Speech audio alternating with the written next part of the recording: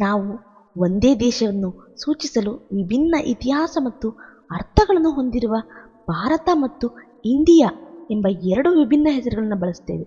ನಮ್ಮ ದೇಶಕ್ಕೆ ಈ ಎರಡು ಹೆಸರುಗಳು ಹೇಗೆ ಬಂತು ತಿಳಿದುಕೊಳ್ಳೋಣ. ಭಾರತ ಎಂಬ ಹೆಸರು ದೇಶದ ಅತ್ಯಂತ ಹಳೆಯ ಮತ್ತು ಸಾಂಪ್ರದಾಯಿಕ ಹೆಸರು.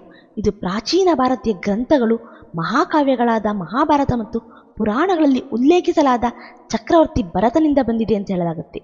ಅವನ ಸಾಮ್ರಾಜ್ಯವು ಇಡೀ ಭಾರತ ಉಪಖಂಡವನ್ನು ಒಳಗೊಂಡಿದ್ದು, ಧರ್ಮನಿಷ್ಠ ಮತ್ತು ಪ್ರಬಲ ರಾಜನಾಗಿದ್ದ ಭರತ ಚಕ್ರವರ್ತಿಯ ಆಳ್ವಿಕೆಯ ಕಾರಣದಿಂದ ಈ ಭೂಮಿಗೆ ಭರತವರ್ಷ ಅಥವಾ ಭರತಖಂಡ ಎಂಬ ಹೆಸರು ಬಂದಿದ್ದು, ಕಾಲಾನಂತರದಲ್ಲಿ ಭಾರತ ಎಂದು ಬಳಕೆಗೆ ಬಂದಿತು. ಇಂಡಿಯಾ ಎಂಬ ಹೆಸರು ಬರಲು ಮೂಲ ಕಾರಣ ಕ್ರಿಸ್ತಶಕ 500ರಿಂದ 1800ರ ಅವಧಿಯಲ್ಲಿ ಬಂದ ಪ್ರಾಚೀನ ಪರ್ಷಿಯನ್ನರು ಹಿಂದೂ ನದಿಯ ಆಚೆಗಿನ ಪ್ರದೇಶವನ್ನು ಹಿಂದ್ ಅಥವಾ ಹಿಂದೂಸ್ತಾನ್ ಅಂತ ಕರೆದ್ರು. 18ನೇ ಶತಮಾನದಿಂದ ಗ್ರೀಕರು ಅದನ್ನು ಇಂಡೋಯಿ ಅಥವಾ ಇಂಡಸ್ ಅಂತ ಕರೆದ್ರು. ನಂತರ ಇಂಡಿಯಾ ಎಂಬ ಹೆಸರು ಹೆಚ್ಚು ಪ್ರಚಲಿತವಾಯಿತು.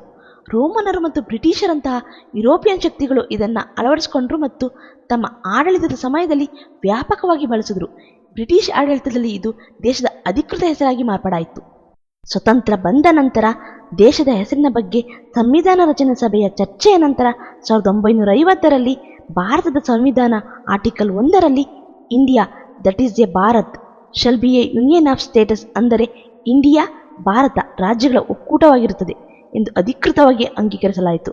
ಇದು ಎರಡು ಹೆಸರುಗಳು ದೇಶಕ್ಕೆ ಮಾನ್ಯವಾಗಿದೆ ಎಂದು ಅಧಿಕೃತವಾಗಿ ಘೋಷಿಸಿತು. ಈ ಮೂಲಕ ಭಾರತ ಎಂಬ ಹೆಸರು ಸಾಂಸ್ಕೃತಿಕ ಮತ್ತು ಐತಿಹಾಸಿಕ ಹೆಸರಿನ ಜೊತೆ ಇಂಡಿಯಾ ಎಂಬ ಆಧುನಿಕ ಹೆಸರು ಸಮಾನವಾಗಿ ಸ್ಥಾನಮಾನ ಪಡೆಯಿತು. ಭಾರತ ಎಂಬುದು ದೇಶದ ಆಂತರಿಕ ಸಾಂಸ್ಕೃತಿಕ ಬೇರುಗಳನ್ನು ಪ್ರತಿನಿಧಿಸುವ ಹೆಸರಾದರೆ, ಇಂಡಿಯಾ ಎಂಬುದು ಅಂತಾರಾಷ್ಟ್ರೀಯ ಮನ್ನಣೆ ಗಳಿಸಿದ ದೇಶದ ಇತ್ತೀಚಿನ ಬಾಹ್ಯ ಮತ್ತು ಐತಿಹಾಸಿಕ ಸಂಬಂಧಗಳನ್ನು ಪ್ರತಿಪಾದಿಸುವ ಹೆಸರಾಗಿದೆ.